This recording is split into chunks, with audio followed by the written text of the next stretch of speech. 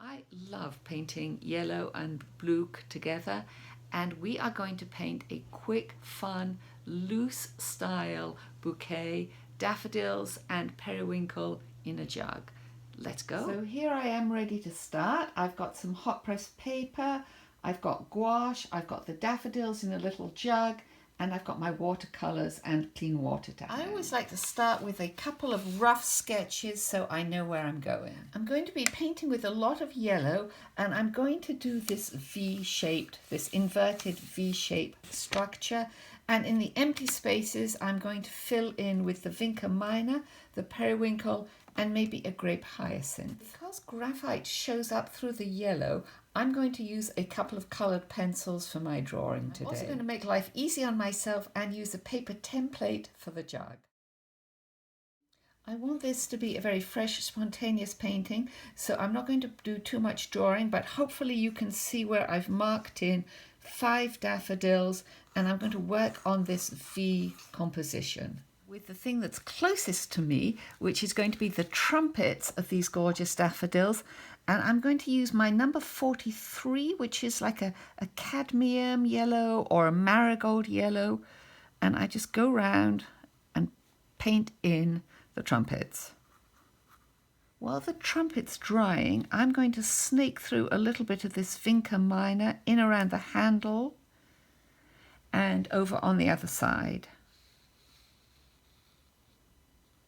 And maybe we'll do one more just up here, just for balance. I want my daffodils to look young and fresh, so I'm going to use the lemon yellow now for the petals.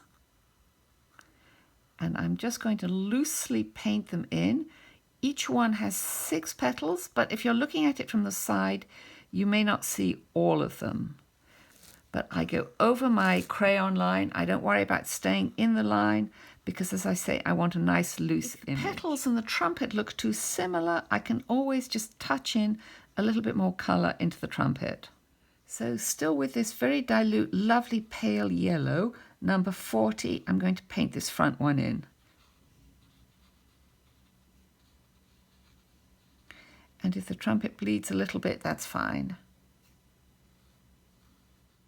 For the daffodil up here, I put just a tiny bit of green, my mint green, number 50, into my yellow and just suggest some of the petals. I want the petals on this one to be almost white, so I'm just going to draw in some folds with my periwinkle, my number 61. And I'm going to repeat that and keep this one nice and pale too. Now I want to exaggerate my inverted triangle, so I'm going to put another daffodil over here and another sideways one over there, but I'm really just going to suggest them.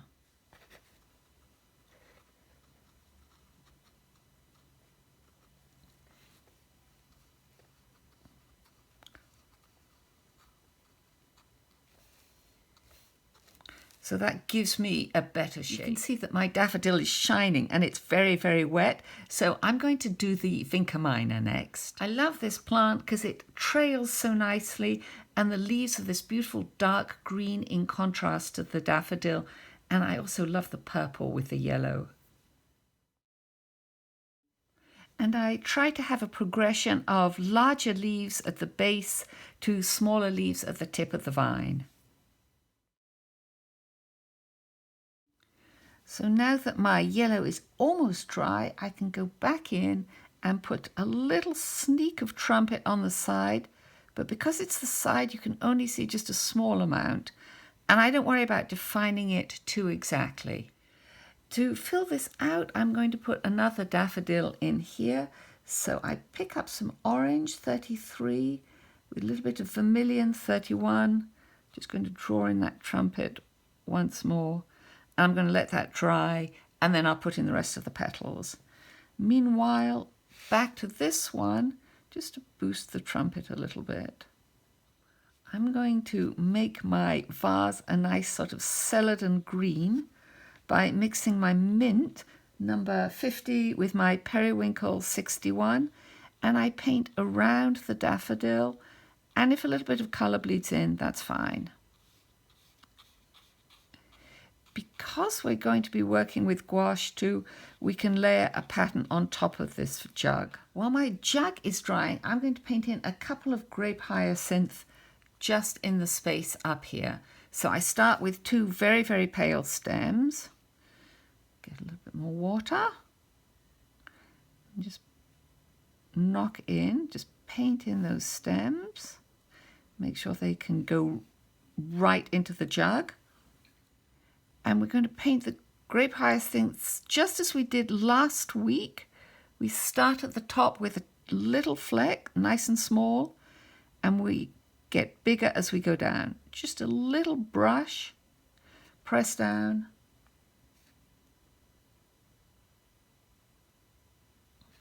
and bring them in. And I think the blue and the yellow really set each other off very nicely. You've got two here. I always like to have a third. I like to be asymmetrical.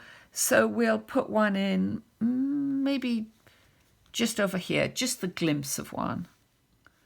I'm going to fill in some yellow petals over here. We're going to put in a lovely yellow, a mix of 43 and 40. So it's just going to paint it quickly round our jug.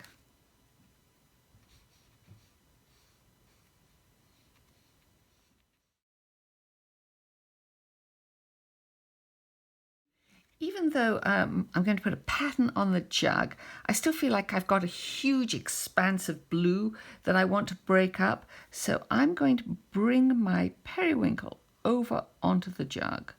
So I'll just draw a little bit of a vine, a little bit of a neck, and draw a couple more leaves. We're now going to put in this lovely sort of grey background, and then we'll go back in and add some more detail. So far we've been painting with transparent watercolour, but now we're going to add some gouache to the mix. So I'm going to take some white and I'm going to put it in a little palette like so. And into the white I'm going to put a little bit of my periwinkle and a little bit of that green.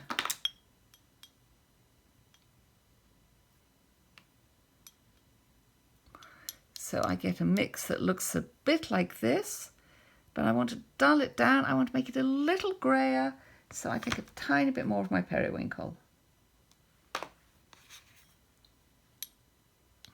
and mix it in. I want quite a lot of this mix, and I also want it a little duller. My pale green was too bright, so I add quite a lot of purple, the periwinkle 61, and quite a lot of burnt sienna, the 46, into it too. And now with my nice big brush, I start to go round.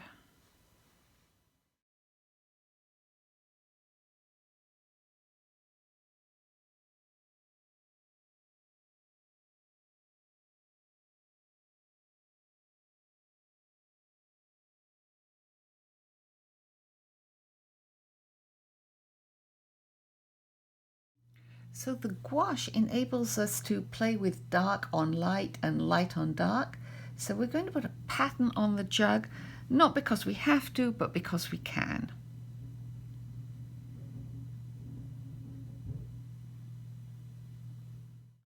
Go back to our nice dark blue and we're going to mix it with a little bit of purple. So that's our French ultramarine 64 and our ultramarine purple, which is 38. And we're going to just darken up one side of the grape hyacinth. Now we're going to take a fine brush with a nice point and we're just going to accentuate that lovely frilly trumpet on the daffodils.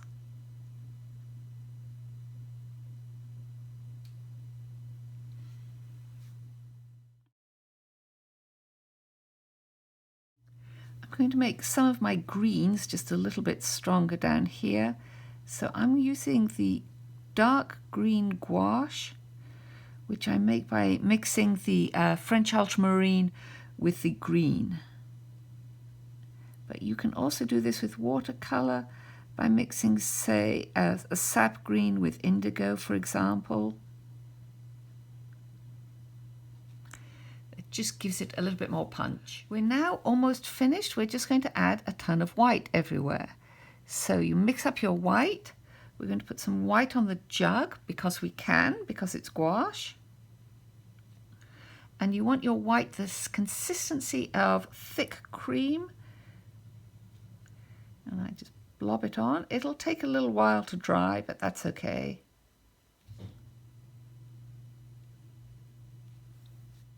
I'm going to put a little bit of white on some of the periwinkle leaves.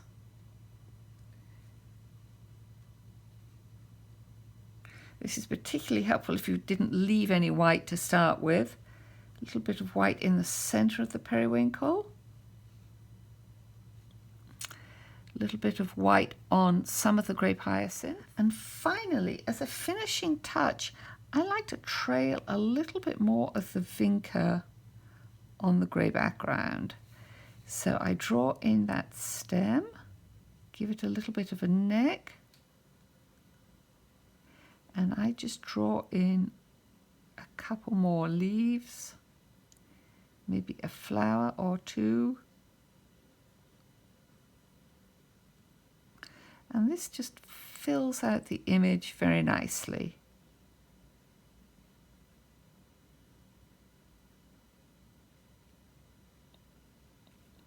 Just try and keep it nice and loose. And here you have your lovely, loose, beautiful spring bouquet.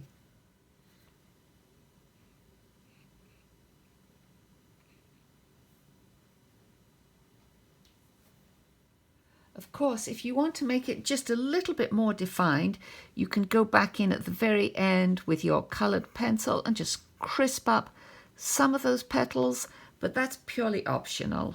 I hope that you've enjoyed this quick demonstration on combining gouache and watercolor and painting a loose and fresh bouquet, and I can't wait to see what you do.